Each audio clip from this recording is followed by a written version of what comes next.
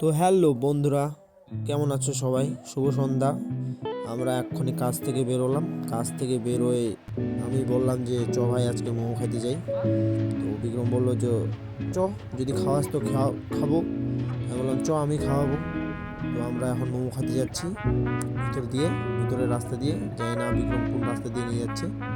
আমরা ডাইরেক্ট বার হচ্ছি তোমার রেল স্টেশনের ওই রাস্তা দিয়ে। তো ডাইরেক্ট সোজা মোড় থেকে ভিতরে মোহনবাটি পার করে ও স্টিল বাজারের পাশে একটা মোড় দোকান আছে। ওইদিকে তিনটা দোকান আছে, তো ওইদিকে একটা দোকান আছে এই সাইডে। এই দোকানে আমরা মোমো খাই।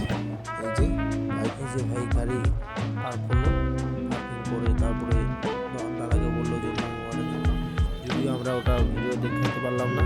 তো যখন মোমোগুলো নিয়ে নিলাম তখন ভাবলাম যে ভাই একটু ভিডিও করে নিই। যে খাওয়া দাওয়া হলো, আমরা বেরিয়ে যাচ্ছি, দেখতে থাকো।